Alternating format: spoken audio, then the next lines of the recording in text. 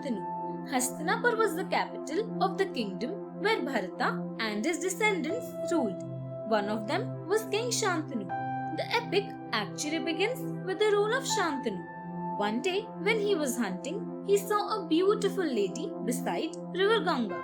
He fell in love and, introducing himself, told her he wished to marry her. She was Ganga, the river goddess, she said, and would marry him on condition that he would not question anything she did or stop her from doing it. The King Shantanu promised, and they were married. They were very happy for some time, and a son was born to them. Then Shantanu saw a strange thing. Ganga took the infant and drowned him in the river.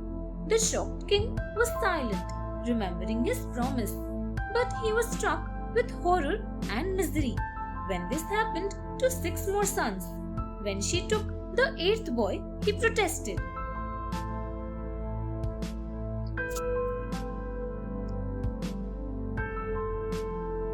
Gangas Sons.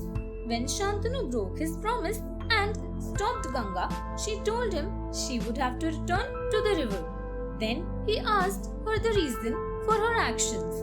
Then Ganga told him about the incident when the 8 Vasus went with their families to the forest.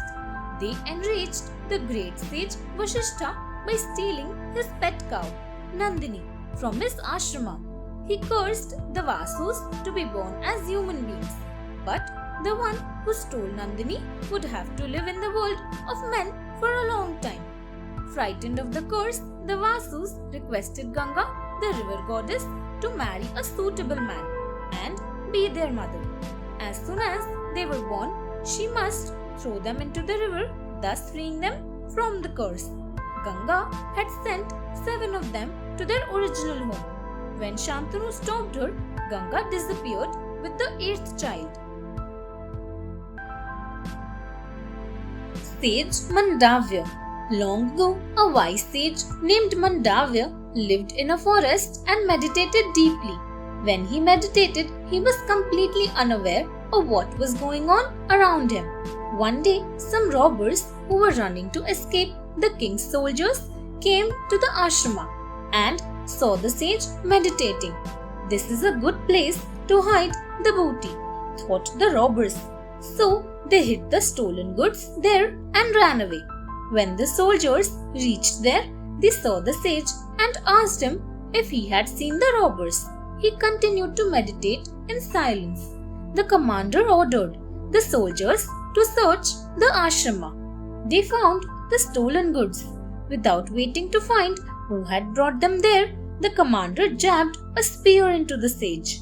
The sage did not die, although he was impaled, and he did not know why he had been punished.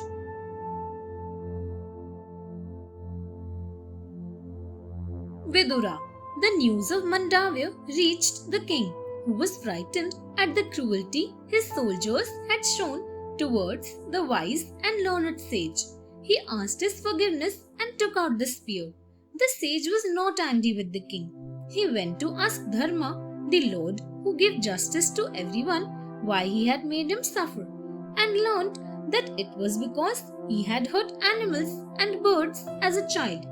The sage said it was very unfair to punish people for what was done when they were innocent children.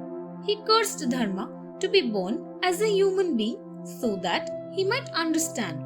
Dharma was therefore born as Vidura, the son of Ambalika's maid. Later, he was appointed as a counselor of the king by Bhishma when he was very young, because he was known and respected for being wise and virtuous. Thanks for watching. Do like, share, subscribe to Sahil Book House.